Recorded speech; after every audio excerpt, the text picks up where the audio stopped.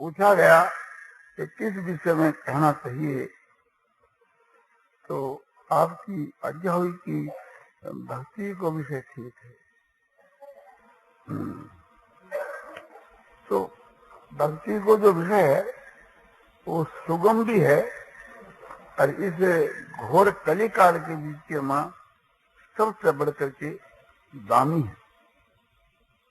केवल ईश्वर की भक्ति से दुखों का, दुर्गुणों का, दुराचारों का सबका विनाश भी हो जाता है।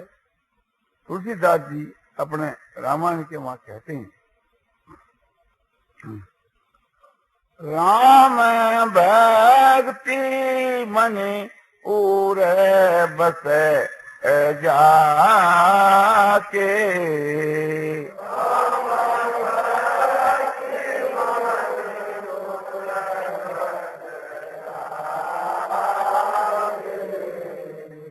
दुख लवले सन स्वपने ताके,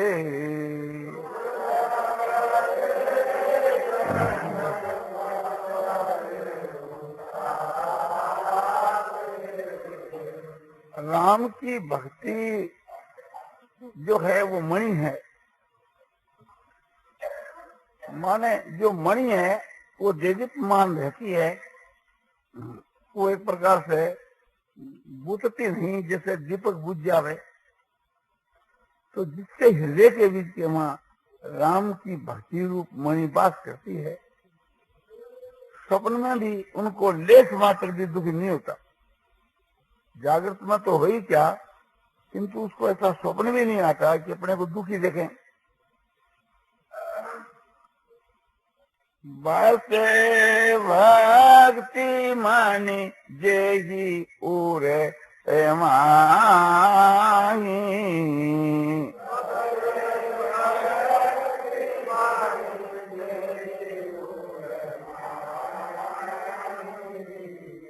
खलका मादी निकट नहीं जाही,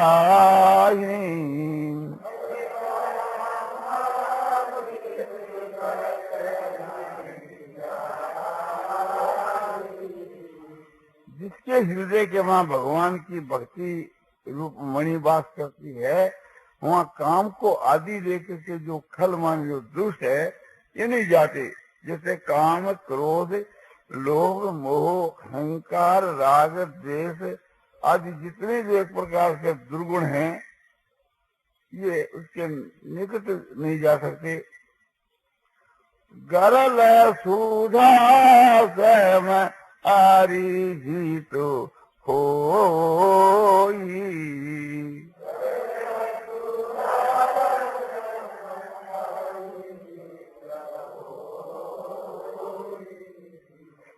मणि बिनो शोक पावन कोई,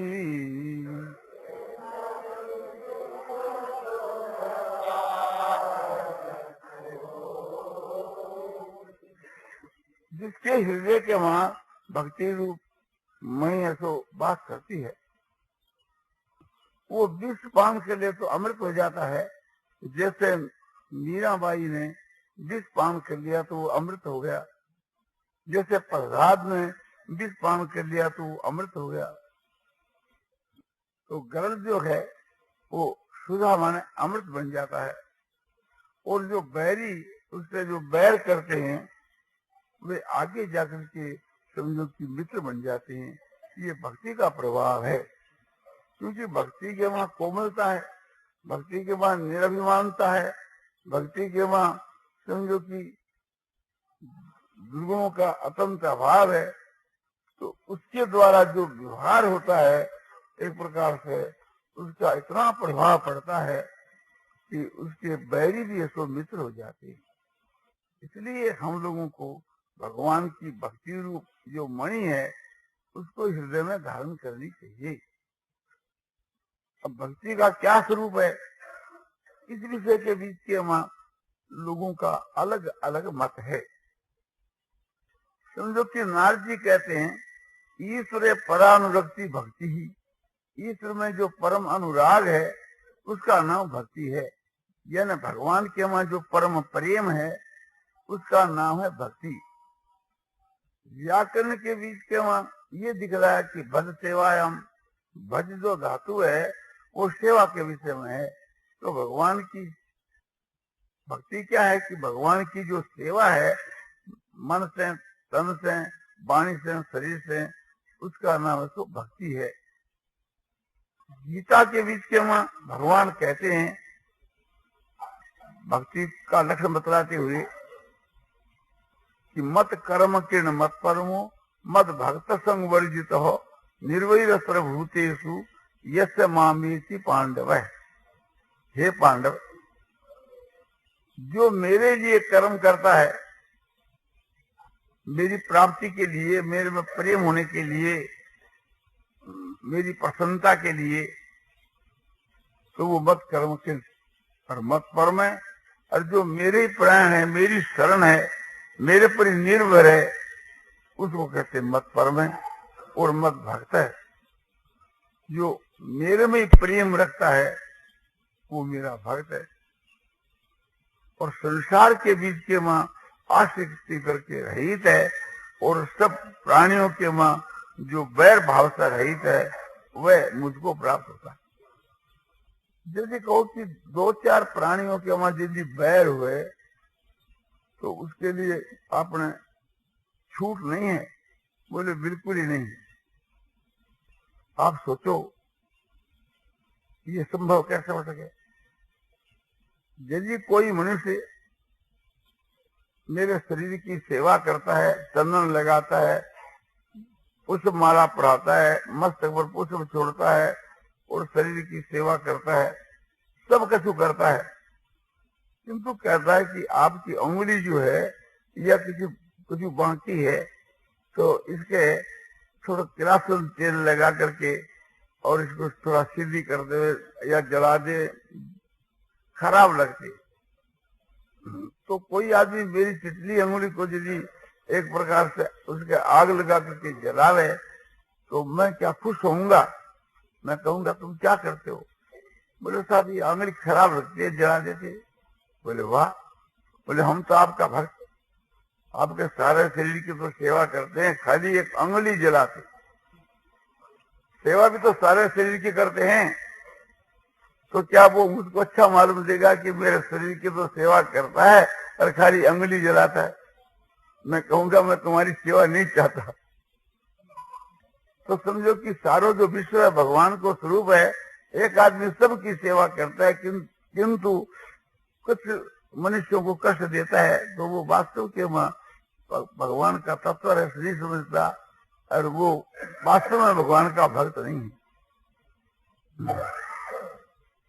तो मत कर्म के मत परमो मत भक्त संग वर्जित है निर्वैर सर्वभूतेषु यस्य मामेति पांडव। मत कर्म कृन, ये भक्ति का एक प्रकार से एक पाद है, एक चरण है, 3 चरणों में। तो मत कर्म कृन माने मेरे लिए जो कर्म करता है उसको भगवान कहते हैं वो है मत कर्म कृन। मेरे लिए कैसे? जैसे एक लोभी आदमी रात और दिन रुपयों के लिए भागता है, एक कोई समझो कि वही से दुकानदार प्रातः काल से लेकर के सायंकाल तक दुकान खोलता है और बंद करता है, उसके जो कोई क्रय विक्रय करता है, माल खरीदता है, बेचता है या कोई भी काम करता है, उसका लक्ष्य एक ही रहता है कि रुपया मिलना चाहिए। तो वो रुपयों का भक्त है, सच्चा भक्त है। रुपयों के लिए मौका पड़ने के ऊपर समझो कि भाई को छोड़ देता है, बाप को छोड़ देता है, माँ को छोड़ देता है, और तो क्या समझो कि धर्म को भी छोड़ देता है, ईश्वर को भी छोड़ देता है, और जवाई को और व्यक्ति को और अपने जो प्यारे से प्यारा सबको छोड़ देता है, केवल रुपया तो मिलना चाहिए। तो वो रुपयों का सच्चा भक्त है। जिस प्रकार से कि लोभी आदमी रुपयों का भक्त है, इस प्रकार से जो भगवान का भक्त है वो सच्चा भक्त। कामी नारी प्यारी जिमी लोभी प्रिय जिमी दाम तिमी रघुनाथ निरंतर प्रिय लागहु मोहि राम। कामी पुरुष को जैसे नारी प्यारी है और लोभी को जैसे रुपया प्यारा है, इसी प्रकार से हे रघुनाथ जी आप मुझको प्रिय रहे। तो एक प्रकार से समझो कि जैसे रुपयों का लोभी और रुपयों का जैसे दास, एक ही बात वो जानते कि रुपया मिलना चाहिए, एक ही साथ। इसी प्रकार से जो वास्तव में जिसका एक ही निश्चय है कि भगवान मिलने चाहिए और हमारे को कोई बात की इच्छा नहीं है, तो वो भगवान का सच्चा भक्त है। मत कर्म के भगवान कहते हैं कि मेरे लिए जो कर्म करता है, रात दिन मेरे लिए जो भागता है, वो मेरा भक्त। और मत कर्म के मत परमय, अरे जो मेरे पर निर्भर हो जाता है, अपने आप को मेरे चरणों में समर्पण कर देता है, जैसे राजा बलि ने अपने आप को और अपने ऐश्वर्य को भगवान के चरणों में समर्पण कर दिया था, इस प्रकार से जो मेरे में अपने आप को और सब कुछ को समर्पण कर देता है, वो मत परम है, वो मेरे परायण है। उसके लिए मैं जो भी कछु करता हूँ वो हर वक्त आनंद के वहां मस्ती रहता है। उसका लड़का मरता है तो आनंद में मस्त, और घर में लड़का पैदा होता है तो आनंद, लाख रुपये गए तो आनंद, और लाख रुपये आए तो आनंद, शरीर के वहां कोई रोग बीमारी हो गया तो आनंद, और वो चला गया तो आनंद। उसके तो आठों पर आनंद ही आनंद है, सदा दिवाली संत के और आठों पहर आनंद। तो इस प्रकार से भगवान के ऊपर जो निर्भर हो जाता है, वो हर वक्त भगवान के विधान के वहां खुश रहता है। परीक्षा से अनिच्छा से जो कुछ आकर के प्राप्त होते हैं, उस सब के वहां एक आनंद ही आनंद वो मानता है। अनिच्छा से जैसे हम लोग यहाँ बैठे हैं, छात गिर जाए, दब करके मर जाए, तो इसका नाम अनिच्छा। अनिच्छा से पाप के प्राप्त का, पाप किए हुए प्राप्त का भोग है, पाप रूप प्राप्त का भोग। और जैसे कोई दूसरा आदमी समझो कि हमारे डाकू आ जाए, चोर आ जावे और धन छीन कर ले जावे, दो चार चोट भी लगा देवे, तो परीक्षा से थी हमारे को दुख का भोग है, पाप रूपी फल का जो दुख है उसका भोग है। तो ये एक प्रकार से थी परीक्षा से अनिच्छा से जो भी कोई आकर प्राप्त हुए, जो घटना प्राप्त हुए, परिस्थिति प्राप्त हुए, कोई पदार्थ प्राप्त हुए, तो भगवान का भेजा हुआ पुरस्कार मान करके खुश हुए, भगवान पर ही निर्भर रहे। जैसे प्रहलाद जी भगवान के ऊपर निर्भर थे, उनके लिए जो कुछ हिरण्याकशिपु किया करता था, प्रहलाद खुश होया करते थे। यह है एक प्रकार से थी भगवान के शरण होना। इसी प्रकार से तीसरी बात है, मत करो मत परो मत भक्त है। जो मेरा भक्त है माने मेरे में जिनका प्रेम है, बस और किसी में नहीं।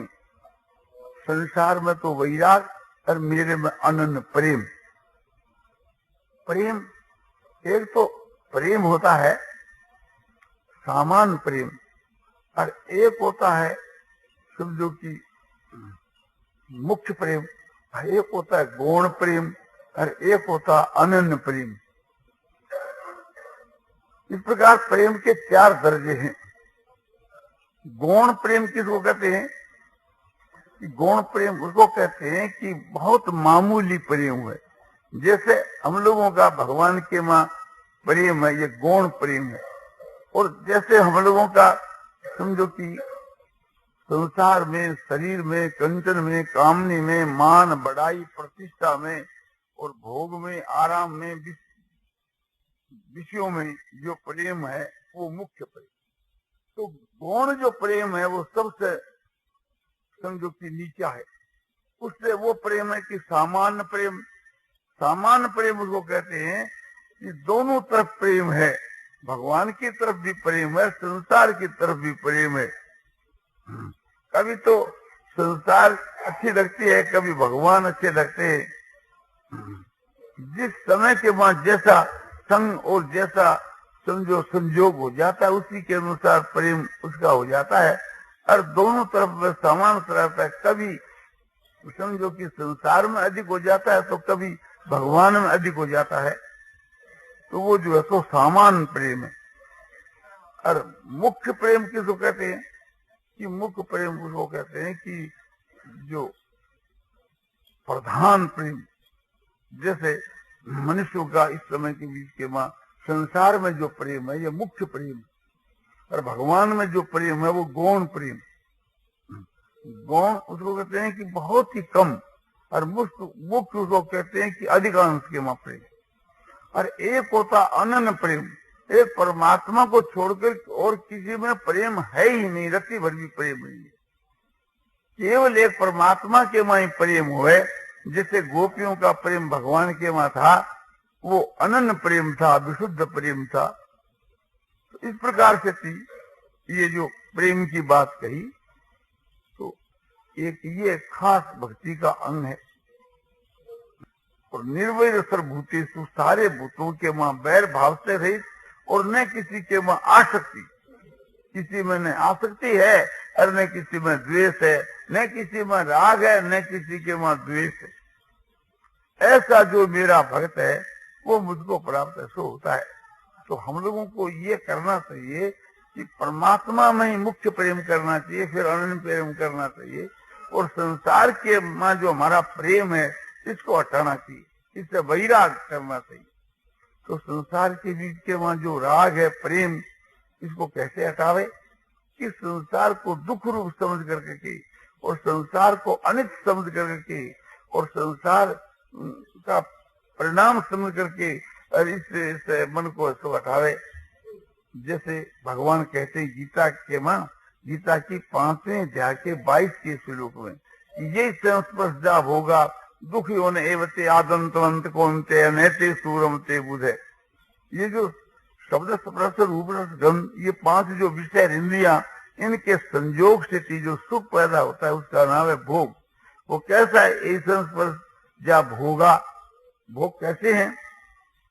दुख के हेतु हैं, उनके परिणाम के मन दुख ही दुख भरा हुआ है।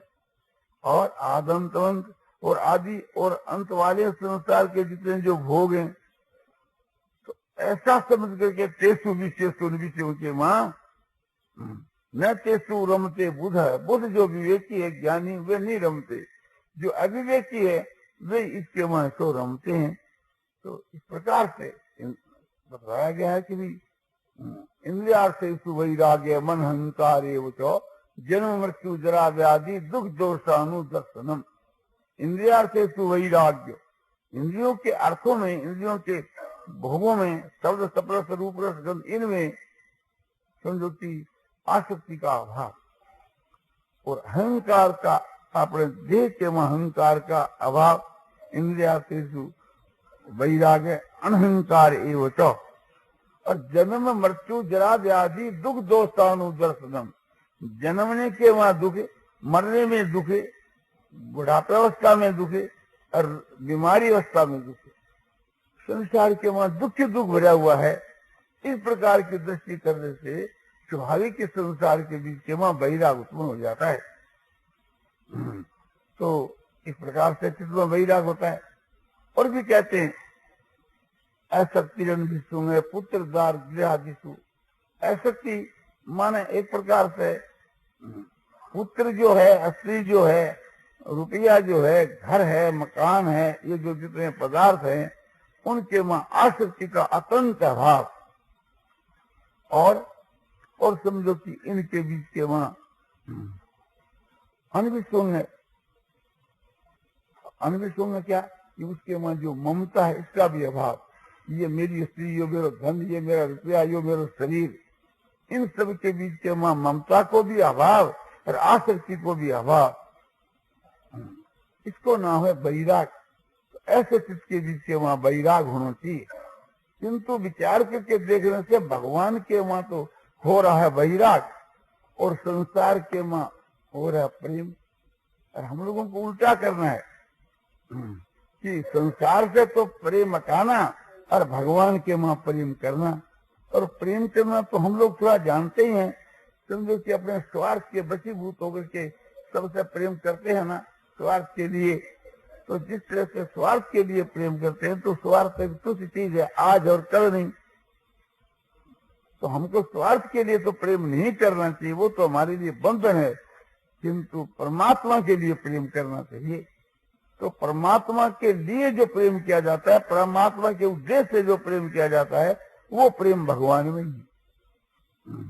तो हम लोगों को ये कोशिश करनी चाहिए और थोड़ा विचार करना चाहिए। ईश्वर ने हम लोगों को विवेक और बुद्धि दी है, उस विवेक बुद्धि के द्वारा ये विचार करना चाहिए कि संसार में और पदार्थों में और रुपयों में हम जो प्रेम करते हैं, और यदि आज हमारी मृत्यु हो जावे तो ये रुपये या पदार्थ या कोई भी चीज हमारे साथ में जा सकती है? बोलो नहीं। ये हमारा शरीर साथ में जा सकता है? बोलो नहीं। तो फिर थोड़ा दिन के लिए इनके प्रेम करके फंसना तो मूर्खता ही है। हमको ये विचार करना चाहिए कि प्रेम के योग चीज जो उससे प्रेम करना चाहिए। प्रेम के योग तो भगवान ही है जो प्रेम का मूल्य चुकाने वाले हैं। आप देखो कि भगवान क्या कहते हैं कि ये यथामांग प्रपद्यम ते तांग सफे भजामि हम, जो जिस प्रकार से मुझको भजते हैं उनको मैं उसी प्रकार से भजता हूँ। क्या दुनिया में कोई ऐसा पुरुष, ऐसा कोई प्राणी है कि एक प्रकार से भजने वाले को भजे? और कहाँ तो भगवान, कहाँ हम लोग। भगवान कहते हैं कि जो मनुष्य अपना सर्वस्व मेरे अर्पण कर देता है, मैं अपना सर्वस्व उसकी अर्पण कर देता हूँ।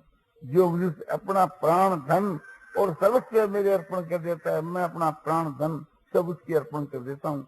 तो हमारे पास पूंजी क्या है? किंतु इतने से भगवान संतुष्ट हो जाते हैं।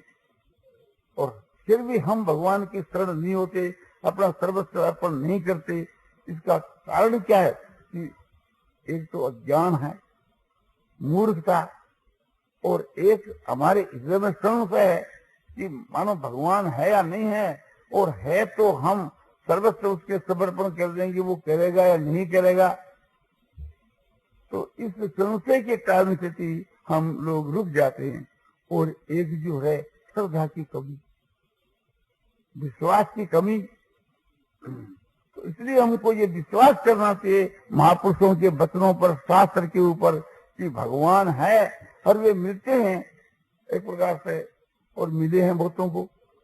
शास्त्रों के वहां बहुत से दृष्टांत आते हैं, सतयुग में, त्रेता युग में, द्वापर युग में, कलयुग में कितनों को मिले हैं जिसका कोई ठिकाना ही नहीं। सतयुग में देखिए कि ध्रुव जी को, प्रहलाद जी को भगवान प्रत्यक्ष मिले। त्रेता के वहां देखिए कि जैसे हनुमान जी जो है, जामवंत है, और भी सुग्रीवादी बंद है उनको, और बहुत से मनुष्यों को भगवान त्रेता युग के वहां मिले। और द्वापर युग के बीच के वहां समझो कि गोपियों को, गोपों को, और आपने समझो कि अक्रूर जी को, और उद्धव को, अर्जुन को, अनेकों को एक प्रकार से मिले। और कलयुग के बीच के वहां भी बहुतों को मिले, जैसे नरसिंह मेहता है, मीराबाई है, और समझो कि तुकाराम है, समर्थ रामदास है, तुलसीदास जी, सूरदास जी, एक क्या बहुतों को भगवान ऐसो मिले। तो भगवान है और मिलते हैं। जो उससे प्रेम करता है उससे भगवान प्रेम करते हैं। भगवान को जो अपने सबसे बढ़कर के समझता है, भगवान उसको सबसे बढ़कर समझते हैं। भगवान के 4 प्रकार के भक्त होते हैं, उनमें ज्ञानी निष्कामी सबसे श्रेष्ठ माना गया है। चतुर्विधा भगंती मांग जुना, चतुर्विधा भगंती मांग जना, सुकृत नौर्जुन, आर्तो जिज्ञासुरर्थार्थी ज्ञानी त्रयवर्त है। भगवान ने गीता की 7वें अध्याय के 16 के श्लोक में ये बात कही कि 4 प्रकार के समझो की सुकृत माने पुण्य कर्म करने वाले 4 प्रकार के मेरे भक्त होते हैं। एक तो अर्थार्थी, अर्थ के लिए मुझको भजे, रुपयों के वास्ते। अर्थ के लिए भी जो भजता है, तो भगवान कहते हैं कि एक प्रकार से प्रेम की मात्रा अधिक होए तो उस शैतान के लिए भी मैं प्रकट होकर के दर्शन देता हूँ। जैसे ध्रुव जी राज के लिए भगवान को भजा, तो ध्रुव जी के लिए भगवान प्रकट हुए, राज भी दिया और उसका उद्धार भी कर दिया, उसको भक्ति भी दी, सब कुछ दिया। और उससे भी श्रेष्ठ अर्थ उसको कहते हैं कि रुपयों के लिए, ऐश्वर्य के लिए तो नहीं भरता है, भरता तो एक प्रकार से थी बिना कामना के निष्काम भाव से ही भरता है। किंतु कोई वक्त में आपत्ति आ जावे, संकट आ जावे, तो संकट की निवृत्ति के लिए भगवान से प्रार्थना कर देता है। वो आर्त भक्त है। जैसे द्रौपदी, वो आर्त भक्त है, भगवान को पुकारती उसी वक्त भगवान प्रकट हो जाते हैं। और जिज्ञासु, जिज्ञासु उसको कहते हैं कि भारी से भारी आपत्ति आवे तो भी एक प्रकार से भगवान को नहीं बुलाता, भगवान की भक्ति निष्काम भाव से ही करता है। कोई उसके हृदय में कामना नहीं है, न पुत्र की, न धन की, न ऐश्वर्य की, और न कोई संकट निवारण की। तो केवल एक कामना रहती है कि मुक्ति की कामना, उसको कहते हैं जिज्ञासु। जैसे उद्धव जी, राजा युधिष्ठिर, ये एक प्रकार से जिज्ञासु भक्त है। और एक ज्ञानी च वर्तते, ज्ञानी, एक तो सब अज्ञानी, कोई भी प्रकार की कामना है तब तक एक प्रकार से वो अज्ञानी है। और जिसमें कोई कामना नहीं रहती बल्कि भगवान के देने पर भी स्वीकार नहीं करे, ऐसा जो है वो भक्त, ज्ञानी भक्त है, वही निष्कामी भक्त है। जैसे प्रहलाद, तो सबसे श्रेष्ठ प्रहलाद। फिर कहते हैं कि तेसां ज्ञानी नित्य युक्त है, एक भक्तिर विशिष्टते और प्रियो ज्ञानी न्यो करते हंग सत्य मम प्रिय। कहते हैं उनके बीच के मां नित्य युक्त एक भक्ति वाला ज्ञानी श्रेष्ठ है। ज्ञानी जो है उसको मैं अतिशय प्यारा हूं, अत्यंत प्यारा हूं, इसलिए ज्ञानी भी मुझको अत्यंत प्यारा है। यदि समोहन सर्वभूतेषु मैंने ज्येष्ठ न प्रिय, ये भजन की तो वांग भक्त्या मई तेषु चाप हम। मैं सारे भूतों के मां सम हूँ, न तो कोई मेरे प्रिय है और न कोई मेरे अप्रिय है। किंतु जो भक्ति करके मुझको जो भजते हैं, हाँ, ये भजन की तो मांग भक्त्या मई तेषु चाप हम, वह मेरे हृदय के बीच के मां है और उनके हृदय के बीच के मां मैं हूँ। क्योंकि भगवान की ये प्रतिज्ञा है, ये सामांग प्रपद्यन्ते तं तथैव भजामि हम। गीता की चौथी अध्याय के 11 श्लोक में कि जिस प्रकार से जो मुझको भजते हैं उनको मैं उसी प्रकार से भजता हूँ। तो ख्याल करिए कि जब भगवान के समान कोई वस्तु है ही नहीं, तो हम भगवान को छोड़ करके एक क्षण भी दूसरे पदार्थ को भजते हैं तो हमारी मूर्खता है। पर वास्तव में इस बात के रहस्य को जो समझ जाता है उससे भगवान का भजन छूटता ही नहीं। जैसे कहा है कि एक प्रकार से यो मामेव संगूढ़ो जानाति पुरुषोत्तमम स सर्वविद भक्तिमान सर्वभावेन भार। हे भारत, जो मुझ परमात्मा को पुरुषोत्तम जानता है वो फिर सब प्रकार से वो सर्वज्ञ पुरुष है, मुझको ही भजता है। ये उसकी कसौटी है। जब सबसे बढ़कर के भगवान है, इस प्रकार जब समझ में बात आ गई तो फिर बढ़िया बात को छोड़ करके और घटिया बात को अपने कुण स्वीकार करेगा। मूर्ख से मूर्ख भी आदमी इस माफक नहीं स्वीकार करेगा। तो भगवान का ये कहना है कि जो मुझको सबसे बढ़कर समझता है वो फिर मुझको एक क्षण भी ऐसा नहीं छोड़ता, नहीं भुलाता। इसी प्रकार से भागवत के बीच के वहां भी भक्ति की बात बहुत बढ़िया कही गई है। वहाँ भक्ति के 9 भेद बतलाए हैं। शरणं कीर्तनं विष्णु, समरणं पाद सेवनम, अर्चनं बंदनम, दास्यम, सख्यम आत्मनिवेदनम। ये श्लोक जो है प्रहलाद जी ने एक प्रकार से अपने पिता हिरण्यकशिपु के प्रति कहा था।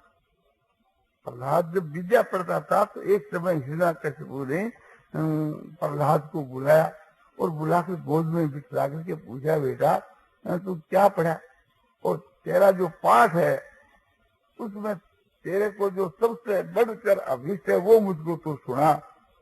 तेरे पढ़ाई के बीच में सबसे बढ़कर जो तुम्हारा पाठ है ना, और जिसको तू सबसे बढ़कर के समझता है, तेरे को जो अभिष्ट है वो मुझको ऐसो पाठ सुना। तो प्रहलाद जी ने ये पाठ सुनाया। सुन करके हिरण्यकशिपु आग वो बुरा होया। अरे बोले, ये तेरे को किसने सिखाया? ये तो विष्णु तो मेरा शत्रु है, तो उसकी भक्ति करता है, ये ठीक नहीं। तो मेरी भक्ति कर, मेरे से बढ़कर ईश्वर कौन है, और मेरी भक्ति करने से मैं तुम्हारे को युवराज पद दूंगा। तो बोले पिताजी हमारे बस की बात नहीं।